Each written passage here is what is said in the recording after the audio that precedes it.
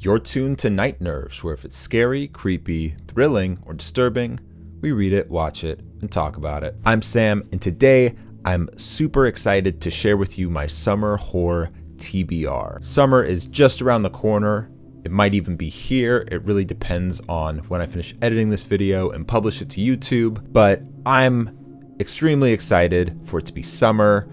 I really like to read with the seasons. When it's summertime, I read horror novels that are set during summer. When it's wintertime, winter, autumn, autumn. You get the point, but spring is kind of my off season. I don't feel like there's enough spring horror novels to justify doing that during that season. So there's kind of this period between winter and summer where I just kind of read whatever, but I'm always very, very excited to get back to my habit of being a seasonal reader once summer rolls around. And I usually use that time in spring to think of books that I'm going to read for the coming summer. So I've chosen here some summer horror reads that I believe are all set in summer that I plan to read over the next couple months. Two of them are going to be rereads for me. I read them a long time ago. They're YA horror novels, but the rest I haven't read before. As you'll probably hear me say a bunch of times, I don't know much about these. I love going in blind. Yeah, I'm very excited, a little nervous, a little scared. I'm not used to putting out a list of things on the internet and saying, hey, I'm gonna read all of these. It's not a huge stack, but it's definitely it's a pile of books, and we'll see how I do. Will I stick with it? I definitely will do a check-in video at some point, maybe along the way. Maybe I'll do a vlog along the way, but definitely by the end of this, I want to do a video where I kind of do a wrap up, talk about my experience, what I thought of the books. So yeah, without further ado, let's get into it. All right, so the first two books that I'm going to talk about on this list are going to be rereads, and the first one that I have is one I almost remember zero about. Definitely a very iconic cover. The book is One Evil Summer by R.L. Stine, part of the Fear Street series. I think I remember this book having a lot of similarities to Lois Duncan's Summer of Fear, which I actually reread 2 summers ago. I think there's like a babysitter in this, and the babysitter turns out to be really evil. I don't know much. I don't want to know too much. I loved R.L. Stine growing up. I've been rereading a lot of his books, and they've kind of been a mixed bag for me, but I'm still enjoying it. Even when you get a stinker, they're still fun. They feel very nostalgic. This popped up on a top 10 list of the best Fear Street books, so I'm excited to see if it is deserving of that status. The next book on the list is written by R.L. Stine's sleazy contemporary, and that is Christopher Pike, and the book is Bury Me Deep. This is one I have vague recollections of as well. I know it takes place in Hawaii. There's a lot of diving in it, and I believe there's a dead body and a treasure in an underground cave. I kind of remember this one a little bit more for whatever reason. I feel like this is one of the more popular Christopher Pike novels. Very excited. I've been really enjoying rereading Christopher Pike as an adult. I definitely appreciate more of the adult content, the innuendos, the stuff that shouldn't be in a YA novel that kind of went over my head when I was younger. Yeah, he's just fun. His novels, they're pretty unhinged. You never really know what to expect with a Christopher Pike novel. Bury Me Deep, very excited. Yeah, let's see what's next. All right, we are now getting into the adult horror fiction, and none of these I have read before. So these are all going to be new for me. First up, we have a book that I'm pretty sure takes place in summer, but I'm not positive. It's probably the one I'm the least confident about taking place during summer. If anything, maybe it's a spring book. So maybe I'll read this one earlier. That book is Gwen in Green by Hugh Zachary.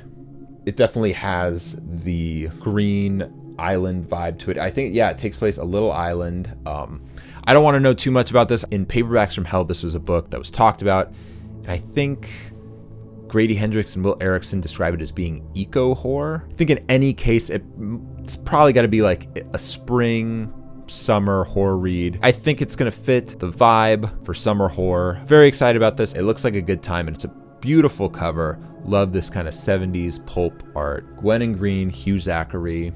Yeah. Okay, and up next is a horror novel that definitely takes me back to my middle school days, going through used bookstores looking for used paperback horror novels. And that book is House of Illusions by Ruby Jean Jensen. It's got this beautiful holographic cover.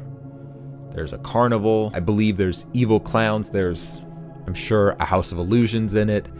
And that's all I know. Just from my experience with Ruby Jean Jensen, I'm sure this is going to be very gory, going to be some decent character development, and it should be a good time. There's actually a cool story I heard about this book. This has like the full holographic cover, and it wasn't supposed to. There's another author that was maybe the most successful zebra author named Rick Hatala, and he was, I think, their best-selling author for Zebra.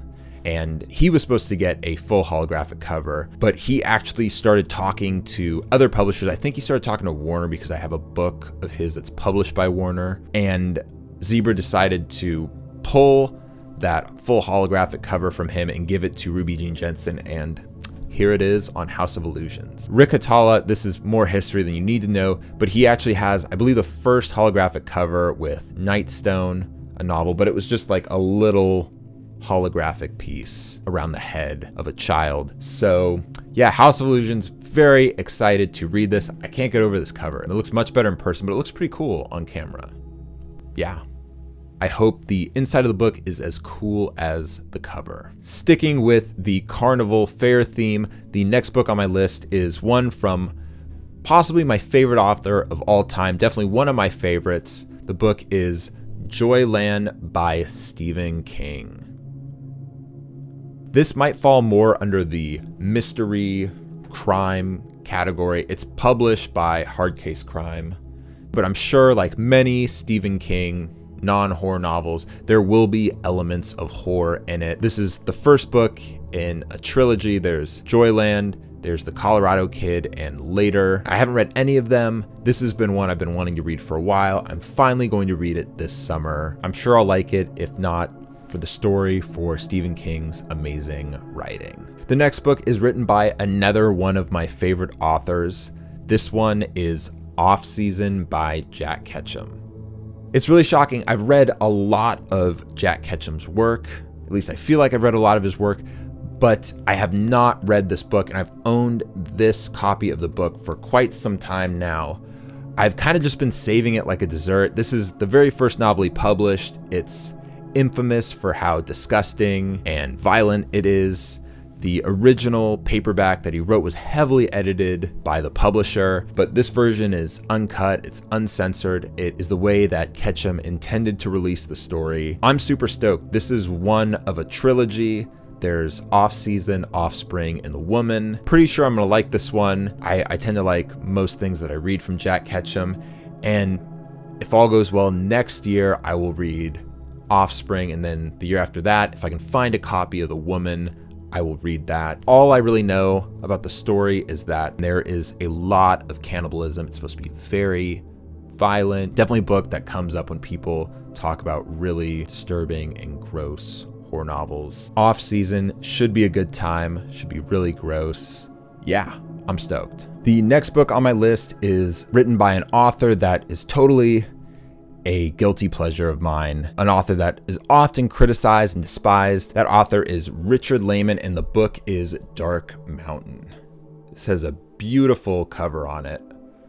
Love the artwork on this one. I bought this copy at the end of last summer, and I was really tempted to read it then, but I decided to hold off, save it for this summer, and I'm glad I did. I'm very excited to read this. All I know about it is that it's an early Lehman novel. I think it involves camping, teens. I think there's a witch in there. There's violence, gore, and I'm sure a lot of sex and unnecessary nudity. This should be a good time. I'm very excited. His novels are extremely fast-paced, easy to read. This is definitely a leaner book for Lehman. He tends to write thick books. I'm sure this will be a lot of fun. All right, and the last book on my list is the most recent of all the novels. A lot of these are kind of older. Joyland is a bit newer, but this one is fairly new. I think it was published in 2017. The novel is The Summer I Died by Ryan C. Thomas. I think it takes place in like the backwoods. It's got summer in the title, so I have to assume it takes place during summer. And I've just heard it's very fast-paced and very, very gory. Yeah, this is supposed to be a very brutal book. I first discovered this on Reddit. Someone shared an image of a disturbing book, Iceberg, and towards the bottom of that list, I don't think it was on the very bottom, but the one right below where it goes from like the bottom is the worst, the top of the iceberg. Obviously, everyone knows the iceberg analogy, but this is close to the bottom. I looked up all the books on the list, and this one sounded very intriguing, so I just picked up a copy, and I'm finally going to get around to reading it. I think I've owned this copy maybe 2 years. Definitely ready to read it. Yeah, The Summer I Died. These all are kind of camping themed, and maybe I will go camping or take a hike and read. Why can't I fan these out properly? To read one or all of these on, or just go hiking and take one of these with me to read. Maybe that would be a good time to do a little vlog for the channel. I don't know if that would be something you guys are into. I've definitely seen reading vlogs before. They can be fun, can be interesting. They can also be a little boring. What do you think? Should we do a vlog for this? I think even if I don't record it, I will probably take one of these to a park or somewhere wooded and read it. So yeah, here they are, my summer horror TBR. Just about as many books as most booktubers read in a week. I will be spending a whole season during summer reading all of these titles. I'm very excited about this though. I'm very happy, and you know, it doesn't matter how quickly you read, it matters how much you enjoy doing it. And if you're a slow reader, God bless you. Just read. That's all that counts. Definitely planning on doing a video where I talk about my experience reading all of these, how it went, and all my thoughts and feelings. If you've read any of these already, if you've read other books by these authors, if you want to read any of these, put in the comments below. Make sure to like, subscribe, hit the bell. I think that's everything. I hope to see you in the next one. Stay spooky.